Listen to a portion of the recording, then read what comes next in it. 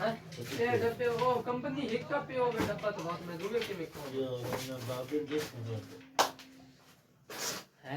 होने देखो फाइनल करो यार फाइनल तो 10 रहे हैं भाई फाइनल इस तरह बाबू 400 रुपया लाओ यार ओ साजी हो तू गाल सुन 400 रुपया साजी 400 रुपया जायज है जी इस जूती का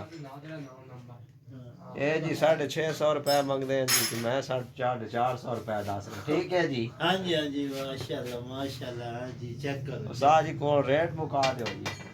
बस ये माशाल्लाह जी बड़ी वीआईपी दुकान है जिस आखिर होते हैं ये तारिक भाई दी जड़ा माल है ना ये भी माशाल्लाह आम नहीं है इस बकायदा बड़ी शीशे की दुकान है जिस वो जो लैके आने ते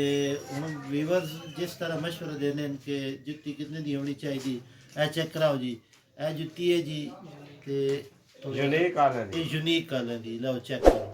ਹੁਣ तो सन कमेंट ही दसना कि ये वाकई कितने दी है ये 650 मंगदा ये 650 मंगदे पे दुकानदार है हाँ जी अगर ये 650 दी है तो अभी तुसी दसना अगर ਤੁਹਾਡੇ ਇਲਾਕੇ 'ਚ ਕਿੰਨੇ ਕਿੰਨੇ ਦੀ ਹੈ ਜਿਹੜੇ ਸਾਡੇ ਵੀਵਰਸ ਵੇਖ ਰਹੇ ਨੇ ਤੇ ਤੁਸੀਂ ਸਾਨੂੰ ਦੱਸਣਾ ਅਸੀਂ ਹੁਣ ਆਫ ਕੈਮਰਾ ਇਹਨਾਂ ਰੇਟ ਇੱਕ ਵਾਰੀ ਮੁਕਾ ਲਈਏ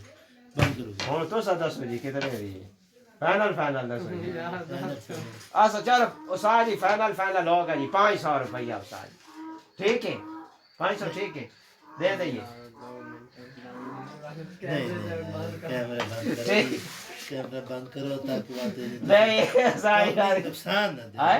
कंपनी नुकसान ना दे जेड़े व्यूअर्स वेखसन जी हां ते वास्ते निशानी 500 दी दे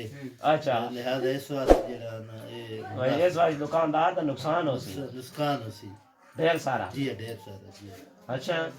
इस वजह तो भाई ये पर्दे दे नाल वेच जी पर्दे दे विच चल वाह ठीक है वीवर बाता से नाल पर्दे ही गाल करे ना मेहरबानी